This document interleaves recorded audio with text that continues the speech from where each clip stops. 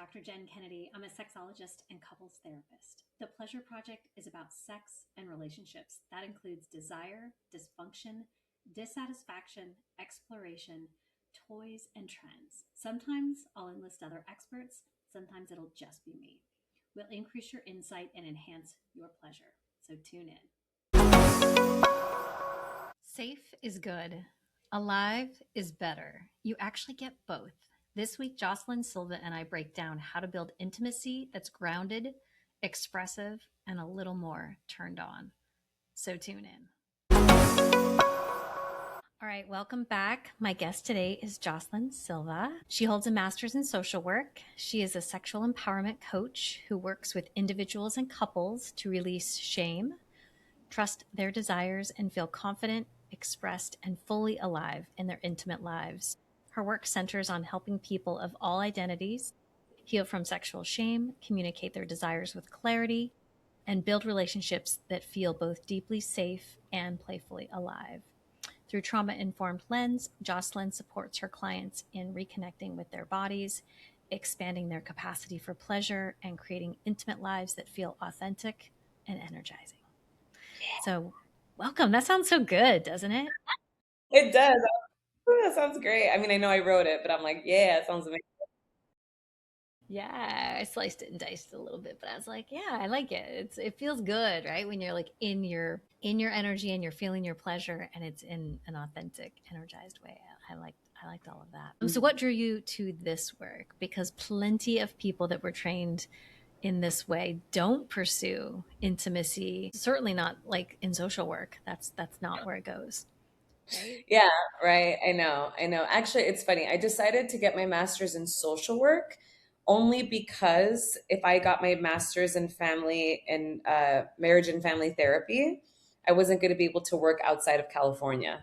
And I didn't know if I wanted to stay in California, so I went the MSW route. But I always knew that I wanted to be a sex coach or a sex therapist at the time. But now I do coaching. But yeah, how I got into this, I mean, it really started when I was born. I grew up in a very religious household, very heavy purity culture. I Okay. wanted to be a nun when I was 16, very, very religious. Oh my.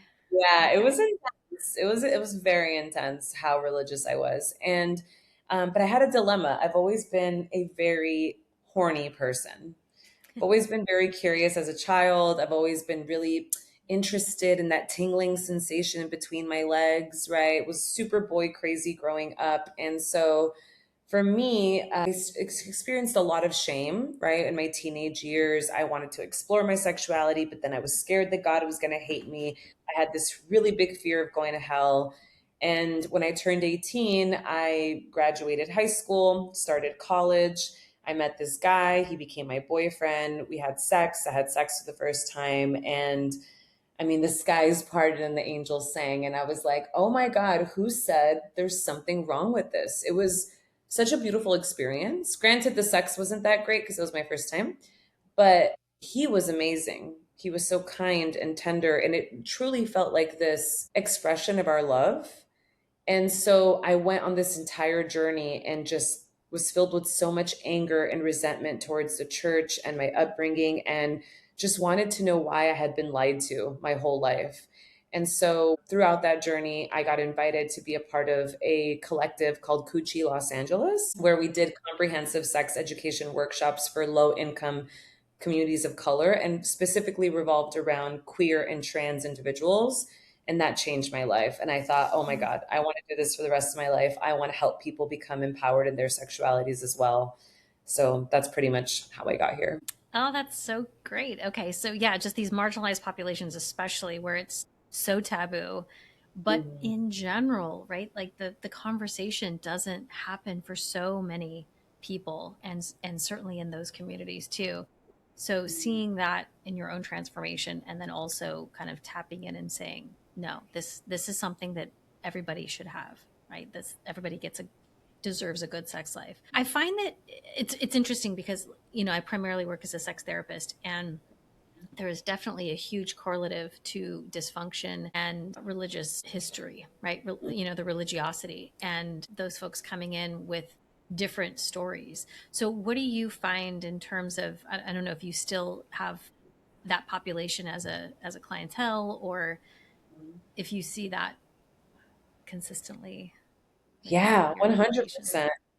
100%. When I work with individuals, I have had some individuals that are currently practicing in their religion, right? Whether they be Christian or whatever it may be, and have a really hard time with understanding, even as like married people, like this feeling of like, I'm married now. I don't understand why I still view sex as wrong. I should be able to freely have sex with my partner. Why does this feel so deeply shameful, right?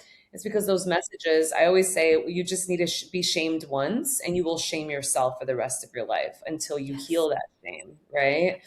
And so that's very, very common with the people that I work with. And, people that are not actively practicing their faith also experience just like either the messaging that sex is wrong, or they experience no messaging at all, which sends, of course, a message to a child's brain. Well, if no one's talking about this, it must be really, really bad.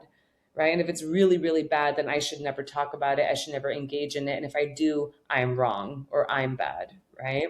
So, a really big part of the process I do with my clients is really supporting them and understanding what these beliefs are and what they choose to believe about their sexual expression, and how they can start living their sex lives, acting or expressing their sex lives in a way that is in alignment with who they actually are and what they actually believe, not what they were told to believe in their upbringing.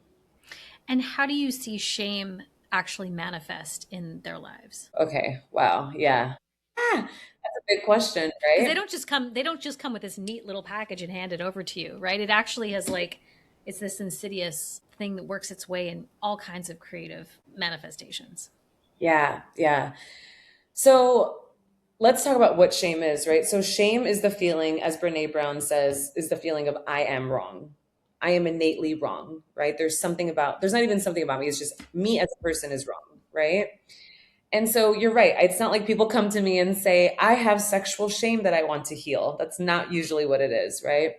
I would say the biggest way that it manifests in relationships are couples that have sex but don't talk about sex, right? That one's a really big one. So couples that feel awkward and uncomfortable, they've been together for 10 plus years, but they've never sat and had a conversation about their desires, about what they like, about what they don't like, about their boundaries, about their curiosities and their fantasies and their kinks, right? So because they're not having this conversation, sex starts to feel uncomfortable, and suddenly you're trying to have this high level of intimacy with someone that you don't truly feel connected with, because you're so ashamed of talking about the things that you want, right? Like I tell my clients all the time, the importance of saying, I would like it if you kissed me in this way. I would love it if you touched me in that way. I love it when you call me this name. If you want to get me in the mood, this is how you can initiate intimacy with me. And then you start co-creating an experience that works for you. But if you're having sex, and this is an analogy I give my clients, if you're having sex, and let's say sex is a playground, and you're saying this is the parameter of the playground. As long as you're within the parameters of the playground, have at it. Have a great time. But what starts to happen is, because there's shame involved, so there's no conversations happening, suddenly couples don't know what the parameters of their playground are. So then they're living in ambiguity. And ambiguity creates anxiety, it creates stress, and that's the opposite of erotic energy. So suddenly you see couples saying, well, I'm embarrassed and ashamed about my desires. I don't want to express them to you, but I also really have a desire to do this specific thing to you, but I don't know if you're going to be into it. So they're like living in this like tension, right? And that is not sexy. Right, So I they're would say so that, distracted, and they're also having this internal dialogue of maybe self-disgust or embarrassment, or yeah, like, and so you're taken out of the moment, right? You can't be in flow. You can't be in like sensual, playful curiosity at all. mhm, you can't play in the playground because you don't know what the parameters are, right? So you're stuck. You're like, I don't know what I'm doing. So I would say that's like the biggest way that shame manifests in the individuals I work with. But it's also a lot of like body image stuff, especially with the women I work with, right? The shame of like being naked in front of their partners, Yeah. their bellies, their breasts after having had children, right? And their bodies look different. So there's a lot of ways in which people want to hide their bodies with their partner. And when you're hiding and when you're scared about how you look, So again, much energy to so try much. to hide, right? You're like, I actually find too that women, they pick not just like obvious things like their belly or their breast, but they're also like, whatever. They're like, my neck is too long, or my, they'll pick things that I'm like, wait, what? Like, that's a thing?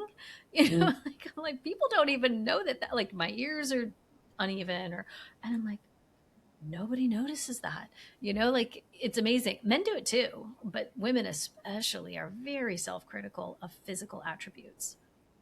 Percent. And if you want Yeah. to take it a step further, genitalia, right? Oh. Like our Hmm. genitals, one of the things that I do with every single one of my clients is vulva gazing ceremonies, where we Hmm. grab a mirror and we look at our vulvas because there's so much insecurity and shame around what our vulvas look like, right? And with men, like the size of their penises, that also makes people want to hide and not engage and not be fully free in their sexual expression. So that's another way that shame pops up, right? But I would say definitely like those are the most common ways that I see it manifest in my clients, and that I saw it manifest within myself as well. And also, just I get curious, like, why can't we trust our desire? Well, oftentimes people don't know what their desires are, which honestly, I kind of call bullshit whenever I have clients tell me. It's like, I don't know what I like. And I'm like, yeah, bullshit, right? It's not that you don't know what you like, is that you haven't given yourself the opportunity to explore what you like. And I always like to use the comparison with food, right? It's like, how do I know what I enjoy? Well, I tried a bunch of different foods and I realized that my taste buds really enjoyed this particular type of food or this texture or whatever, right? And I don't really like these other things. But you go through an exploration phase with food, and it's the same thing with sex. You go through an exploration phase, and then you ask yourself, oh, what do I like? Right? But so many of us don't pause and think, what do I like? Right? And because we're thinking about my partner's pleasure is in my hands, I need to make sure that they feel good. What do I look like? All these other things that get in the Hmm. way that we're not feeling into our bodies, Yeah. we're up here in our heads, right? And it doesn't allow us to fully connect with our pleasure. So, yeah, I would say that that's a really, really big one.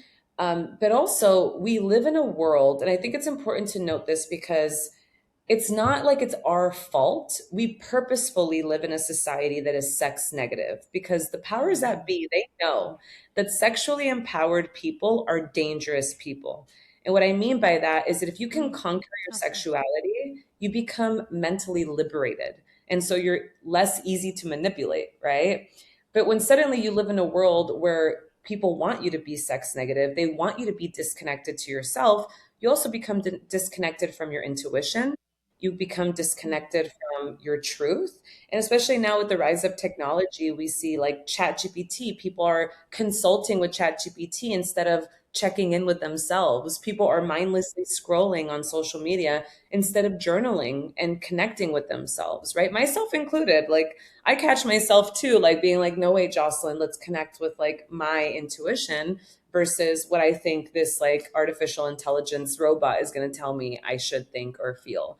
So there's a lot of ways in which it's very Right. easy. Disconnection with self, and then disconnection with partner subsequently. Because 100%. can you? I mean, because it's what you want, but then also what you want isn't fixed. What you want is fluid. It's just like you don't always want strawberries. Sometimes you like to mix in some blueberries or some bananas, and it's dependent on you that day. It's dependent on how it's pitched to you that day. It's dependent on the ripeness of those berries, right? So it's part of it is every partner is not the same. And, so I find that, yeah, we're not fixed and we're not like rinse and repeat. Mhm. And so being able to check in with yourself and know where am I right now and how is this evolving is something that is intuition that has to be, to your point, cultivated And and checked in trusted. on a daily basis. You know, I've actually gone on this journey myself. I recently started doing IFS therapy, parts work Hmm. therapy. Hmm. Oh my God, I'm in love. Where have I been? This is my life. I'm even like, I want to get certified in this because it's been phenomenal. And what's been coming up for me in my personal journey has been like, how often do I connect with myself?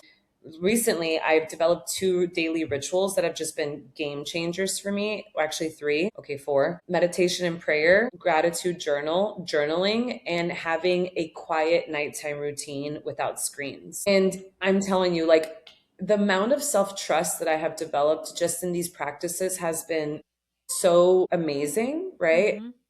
But we really need to put effort into doing those things. Like these things require effort on my part, right?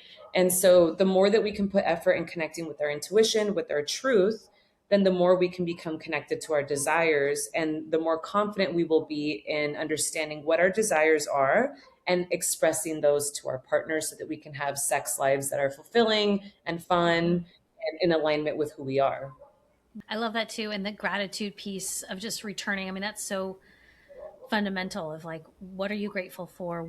It feeds back to more what you want, right? The grounding of the meditation, sort of that prayer meditation, journaling practice, then the gratitude, and then sort of the quietness to settle and to let your mind kind of, right? So you're not constantly getting stimmed. Yeah.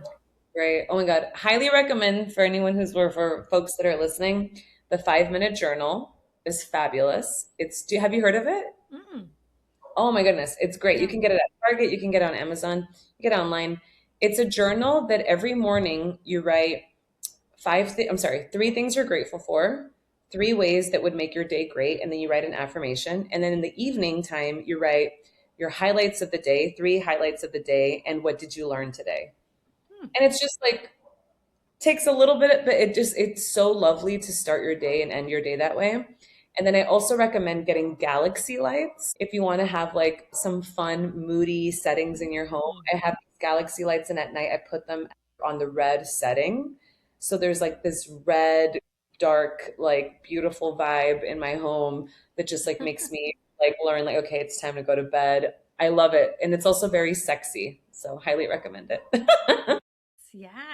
Well, okay. So expressing desire can feel incredibly vulnerable, Mhm. right? If that's a new expression, if you're starting to get centered with yourself, expressing desire, and this doesn't necessarily have to be sexual desire, but as people are kind of flexing that muscle and getting better at it, what do you feel like makes that so difficult for people?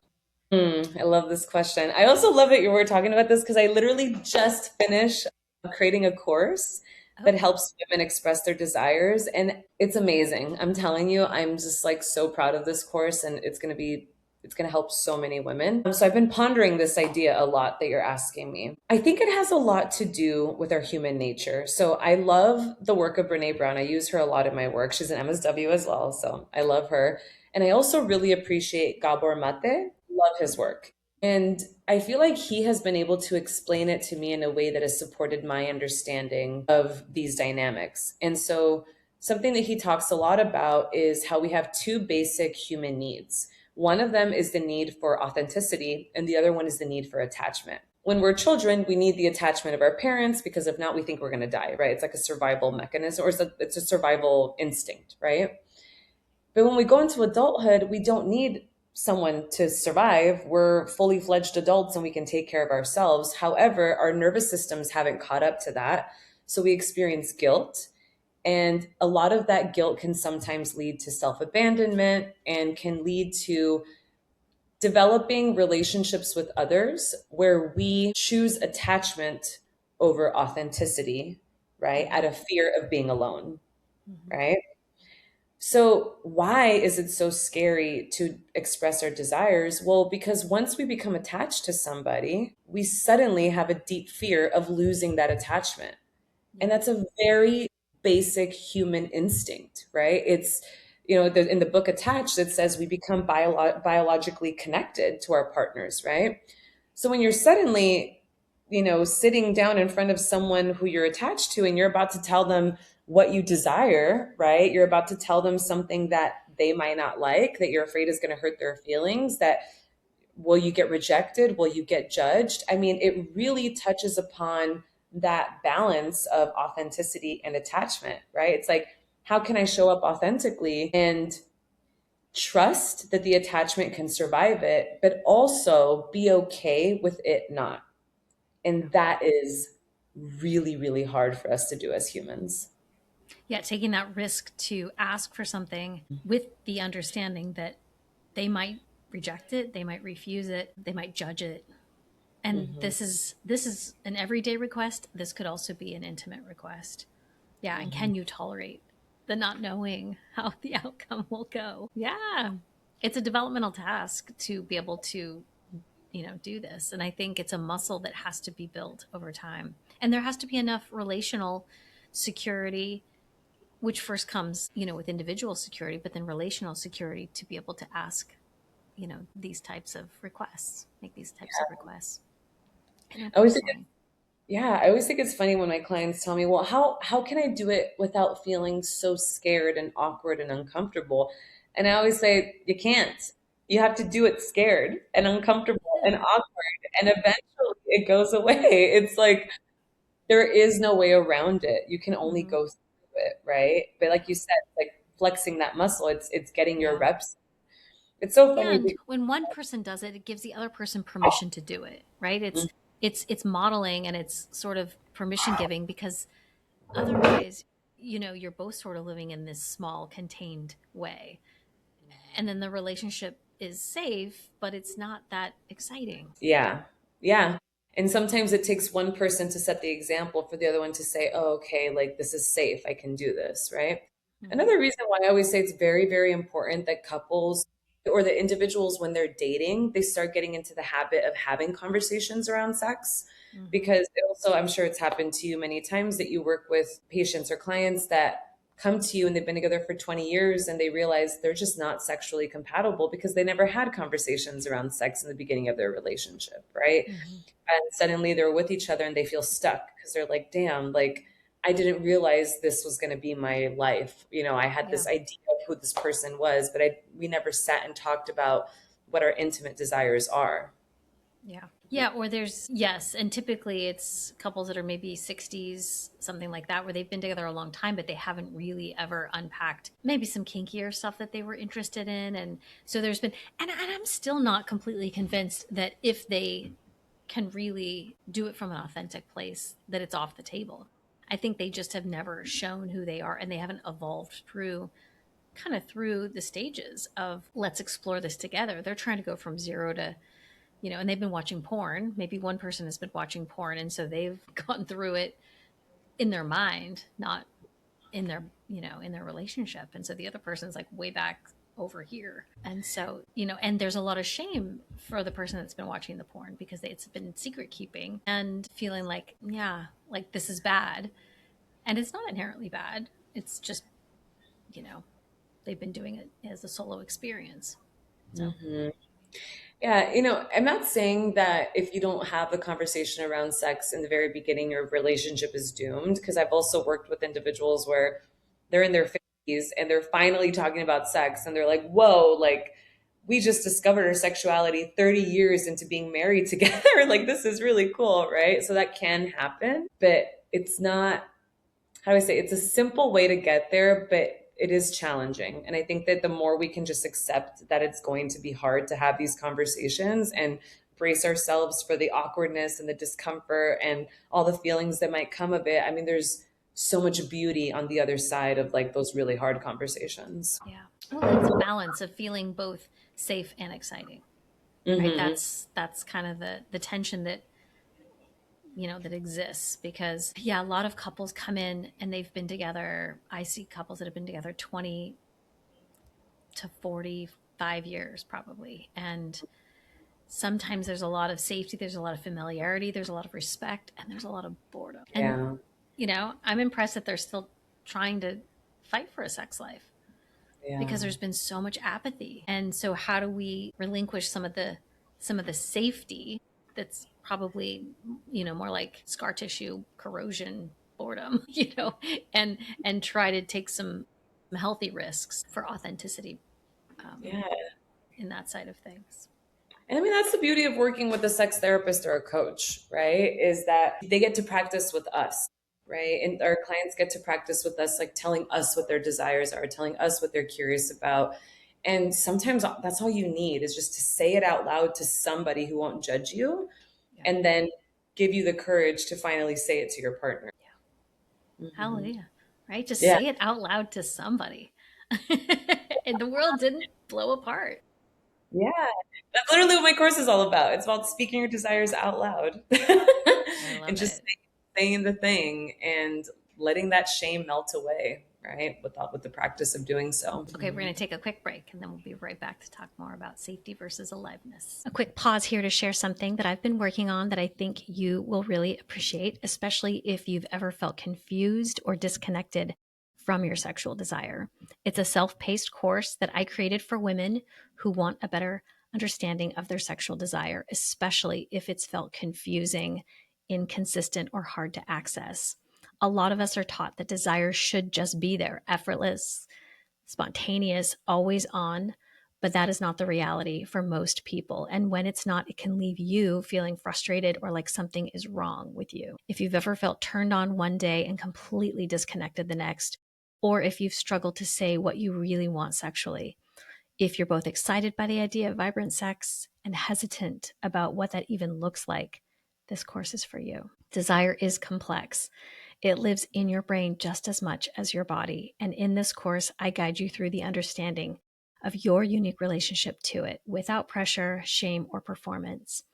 You'll get short videos and guided worksheets to help you map out your personal erotic template, identify what turns you on and off and what shuts you down, understand the blocks that might be getting in your way, reconnect with your body, and you'll explore your sexual self with more confidence and curiosity. You can go at your own pace. You don't need to want more sex. You just need to want to know yourself better. So if this resonates, then head on over to pleasureproject.us and learn more and enroll in the course. Now back to the episode. Okay, so what does it mean to feel home in your body, especially in the sexual context? So this phrase came to me randomly one day, and I just rolled with it because I thought it was such a beautiful concept that I had just randomly thought about. I hadn't heard it anywhere. And I don't know if I was like on mushrooms or something. I don't know, but it just came to me. And it was, pleasure is your body's way of saying, I love you. Like whenever, and I have actually the word pleasure tattooed here, and I see that you have the word pleasure here, right? So, pleasure in any sense, right? Eating ice cream, the feeling of, soft caresses on your skin, cozying up and watching a movie and laughing, drinking a hot cup of hot chocolate, right? Doing a strenuous workout and then feeling the release of your body afterwards, doing yoga, whatever it may be.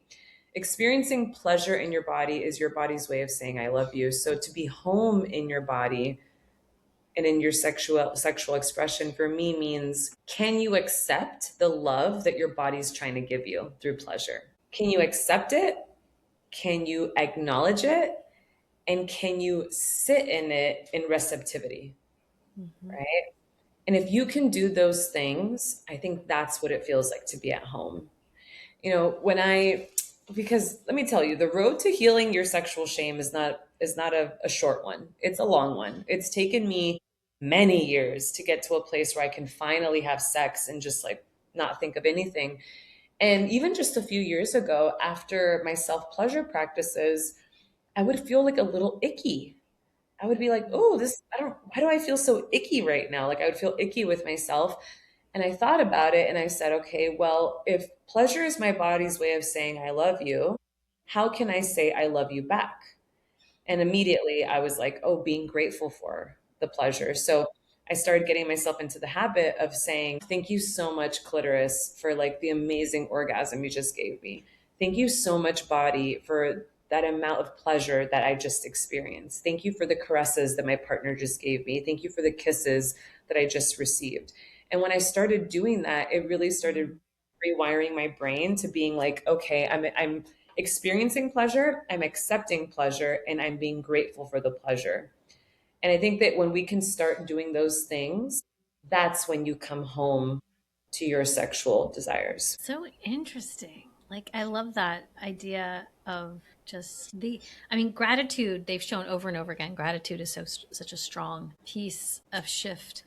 You know, Diana Hill is a psychologist that I've been on retreat with, and I remember we did this moving meditation, and it was yes, yes, thank you, and you every step.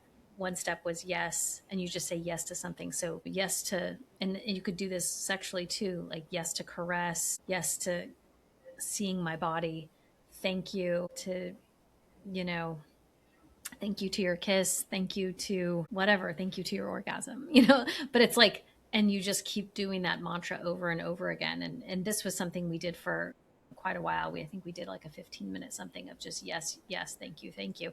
And the exhilaration was palpable. It was pretty crazy. Like when you really set into that place. And what you're describing kind of feels akin to that, of just being really mindful of, I mean, I want to say it like in the healthy entitlement way, right? The deserving of taking in the goodness and allowing it.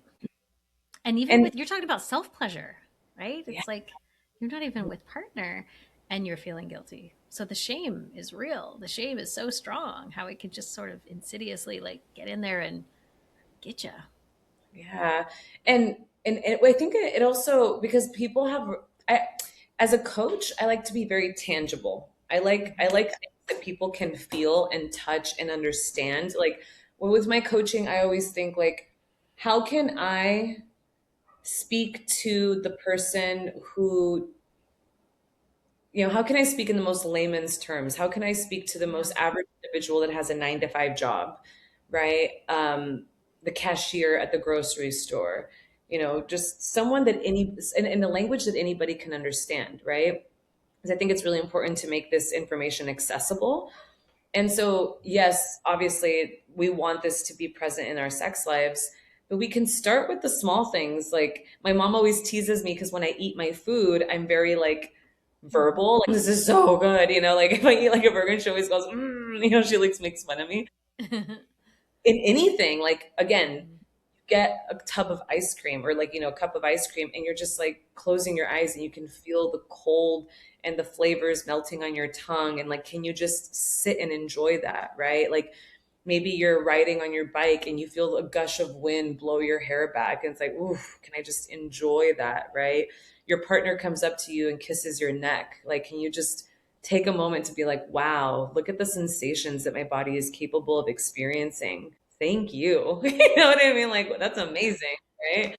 And that's really when you start practicing the receptivity, because we're so disconnected from the pleasure. We think that we're supposed to look a certain way or be a certain way. And it's like, no, it's just experience the pleasure and have gratitude for it so that that pleasure can expand and so that you can understand yourself better too, right? Yeah. How do you think like the performance based narratives around sex limit people's experience? Oh my God. I mean, it limits our experience in everything, I would say, because performance is about looking a certain way, Yeah. right? So Or being perceived. they're being perceived, right? So, and it looks different for both genders too, right? So a lot of the men that I work with, performance for them is, will I have an erection or not?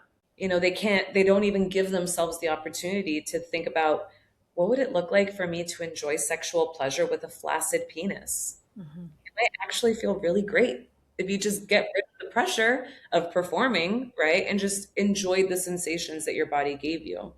And for women, it's very much like, how do I look during sex? And do I look like the porn stars? Do I look like the women on TV or on social media that my partner might want more than me? Right. And so when we're thinking about how we're perceived, that completely takes us away from us feeling into our bodies. I'll take the ice cream example because I think it's a simple example to understand. It's like this feeling of, okay, if I'm eating this ice cream and suddenly I'm worried about what people think of me, you might not even taste the ice cream. You're probably just you're in a state of tension at that point, right? Yeah. And we know that when you're in a state of tension, when you're tapping into the sympathetic nervous system, you can't relax enough to experience erotic energy. So when you say, how does performance impact you? Well, performance is anxiety inducing. So your body tenses up and you're not going to be able to fully relax enough to experience sexuality because your body needs to Right. be in a full state of relaxation to be able to experience that pleasure and that joy, right? And what I say is like, who cares what you look like? What does it feel in your body, right? I always joke that like not many people look that great when they're having an orgasm, but it feels Right. amazing. And we could just Right. like, Yeah. I wish I looked Right. like a porn star having an orgasm. Right. But by But the way, porn stars don't actually, they're not even, it doesn't even feel good. They're literally just acting. they're actors. They're actors, right? So it's like the idea of moving from that performance mindset to the presence mindset. And so it's being willing to just own, well, it's relinquishing your attachment to the perception of performance, right? Of that, because there is some payoff to looking good or to, looking controlling the perception of being manly and whatever.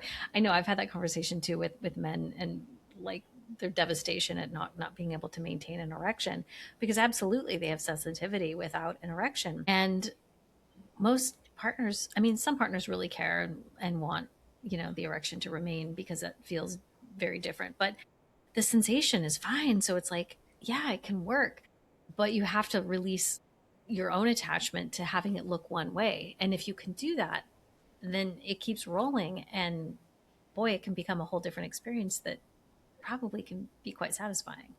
Yeah. But It that also, requires presence. yeah, and I think it also requires the belief that your pleasure matters, more right? more than your appearance, like Exactly. as an umbrella. 100%. It's this feeling of like, I'm selfishly going to experience pleasure and I don't care what I look like as long as I feel great, right? Yeah. But in order to get there, you have to, and I mean, I always tell my clients, I joke around that I say I hook people in by telling them we're doing sex coaching and just kidding, we're going to talk about everything else because it's all connected. You Yes. know, how you show up in your sex life is also directly connected to like how much you love yourself, right? Mm-hmm. Do you deem yourself worthy of someone who deserves pleasure? Do you deem yourself worthy of someone that deserves joy and happiness and all of the beautiful things that life has in store? Because if you don't believe that, then why would you even care about your own pleasure? It's like, again, the attachment versus authenticity. I would rather forego my authenticity for the sake of attachment, right? And that's a dangerous place to be. And how can people start redefining pleasure kind of on their own terms? Well, I would say it honestly starts with thinking about what feels good on a day to day basis, right? If you can just maybe even to make it even more tangible, getting a paper and a pen and writing down whenever you feel pleasure. Mm. I had really delicious eggs and bacon this morning. That was so yummy. Today, Like my dog, what brings me joy kind of thing, instead of yeah, what brings me joy? My dog sat on my lap today and I got to snuggle with them for an hour. My partner kissed me on the cheek before work and it felt really nice to feel that connection. The sun was on my face during sunset and it felt really nice to feel the sun on my face, right? So so if you it's could like just start start, sprinkling some of those things into your everyday. yeah, or acknowledge them when they happen so that you understand what you enjoy. And that's a really great way to start connecting with that part of you. And then, are you working with both individuals and couples? Yes. Okay. And what do you notice in the difference in that work? Yeah, great question. I find that working with individuals, if they are in partnership, can still be incredibly effective, but it really depends on whatever struggles they're having in their intimate life. Like I always find that at some point, if I work with an individual that is in a relationship, at some point it's like, okay, I can only go so far. I think we're gonna have to start incorporating your partner into this work, right? Mm-hmm. Because then all of the weight can go on that one partner versus like it being a conversation. It really depends. Again, every client is different. But of course, I find that the most effective work happens when both parties in the couple are like 110% in it. They're dedicated. They want to work on things. They want to figure things out. And I think that once both of them become my client, I also, because I always say, like, if we're going to bring your other partner, I want you to know, like, they're my client too. So it's Mm-hmm. important that they both understand that they're both here to be heard. They're both here to be understood. They're both here to be seen, and that there isn't like there's one person right and one person wrong. It's just understanding where in this dynamic is there creating some distance or a disconnect between them and their erotic energy, right? So I'd say that it depends on the person. Now, when I'm working with individuals that are single, it's really interesting because they don't have the attachment, right, that someone who's in a relationship has. So Yeah. there's a lot more freedom, I feel like, in what we can do. Also, a lot of my clients that are single, it depends. Like sometimes they're like, I just want to have casual sex and explore my sexuality, and I really need guidance in that. It's like, okay, great. That's going to look very different, right? Or they say, I'm really ready to be in a committed relationship and I'd like to connect with my sexuality so that the next time I'm in a relationship, I have the tools to be able to express myself. And that looks very different too, right? So I would say it differs a lot depending on relationship status, what the goals of my clients are.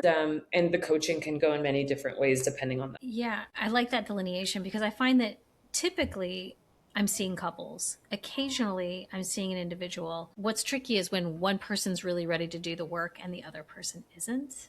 Yeah. That's hard because Yeah. then it's like one person's going to move ahead and the other person's kind of stuck at home, feeling usually quite threatened, I find, right? The other scenario that comes in sometimes with couples is that one person is bringing the other person in hoping that they will get fixed. And I'm like, that's not what this is for.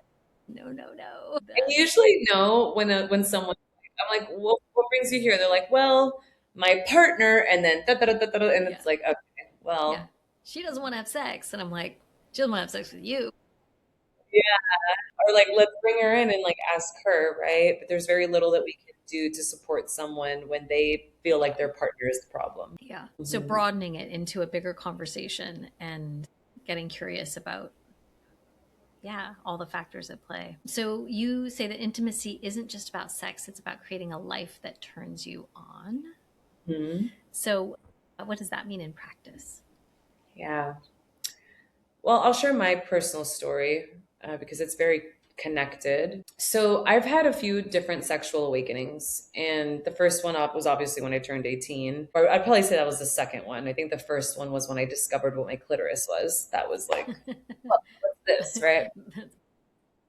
Yeah. But I went through a really big whiplash in my 20s. I went from being very conservative and shameful to being reckless with my body, which actually landed me in recovering in sex and love addiction, which also reconnected me with spirituality, which I think is wonderful. And through that process, I just hit like a rock bottom. My life completely fell apart, and my mom got really sick around that time as well. And I just had this moment where I was looking at my mom in a coma, and I just thought to myself, what the hell am I doing with my life? And what do I want to do with my life? Like, I've ruined my life with my reckless sexual behavior. Like, how do I eradicate this? Right. And I made a deal with God, and I said, God, if you give me my mom back, I'll do whatever you want me to do. And my mom survived. And so I went on this journey where I thought, well, what do I want?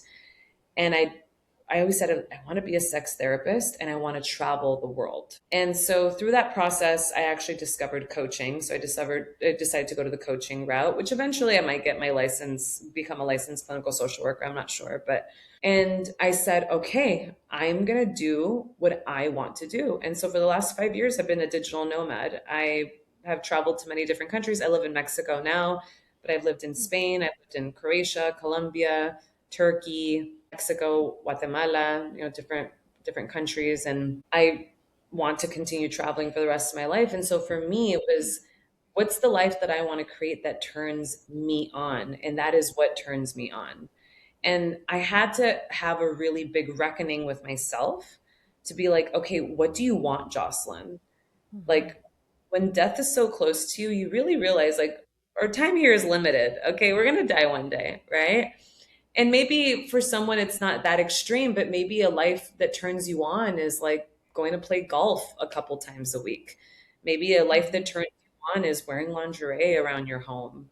Maybe a life that turns you on is learning how to skateboard or skydive or learning how to paint or whatever it may be, but just finding something in your life that you can be passionate about, something in your life that turns you on, because that will translate into your sexual expression. Something like in the book Mating in Captivity by Esther Perel, she talks about how when we become so molded into our partner, we lose sight of our identities. And when we don't have our own identity, then we become disinterested in sexual intimacy, right?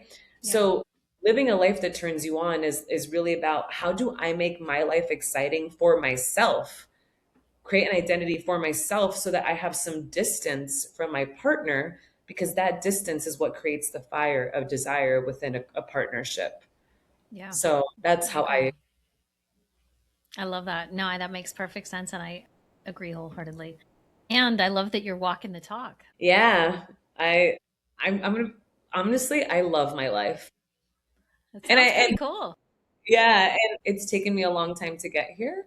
I went through some really hard struggles in the last year, but IFS therapy and doing the internal work lately, I'm really in love with my life. And I want whoever's listening to know that you can become in love with your life as well, too. It's just a choice that you get to make. Great. Mhm. So folks can find you on Instagram at I am Jocelyn Silva, which will be in the show notes. What else do you have going on in terms of offers or ways that they can work with you? I'm so excited that you asked. Okay, so I literally just created my Speak Your Desires course, which is Speak Your Desires, a woman's guide to knowing what she wants and asking for it. And it's $47, and it's jam packed with insights on how to connect with your desires, a visualization practice. I also threw in some bonuses, a yes, no, maybe game, as well as a dirty talk guide. I'm so proud of this and I'm so excited for it. So that's a course, if you're a woman and you have a hard time knowing what you want in bed and how to ask for it, this course can definitely help you. And I also do one-on-one coaching with individuals and couples, and you can find all that information out on my website at www.jocelynsilva.com. Great. All right, Yeah. sounds good. We'll link all that in the show notes. So thank So you thank so you so much much. for having me. Thank you. Sounds good. Hey, it's Dr. Jenn. Thanks for tuning in. If something in today's episode resonated with you, please take a moment to leave us a review and drop a comment. We'd love your feedback. It really helps support the podcast and keeps this content coming your way. If you're looking to dive deeper into pleasure, connection, and self discovery, check out my Pleasure Circle course, where we explore these topics in a fun, guided way. I also write a weekly newsletter with articles, insights, and inspiration to help you live a more pleasure filled life. And if you want to connect with me directly, you can message me on Instagram at Dr. Jenn Kennedy or email me at drjennkennedy@gmail.com. I'd love to hear from you.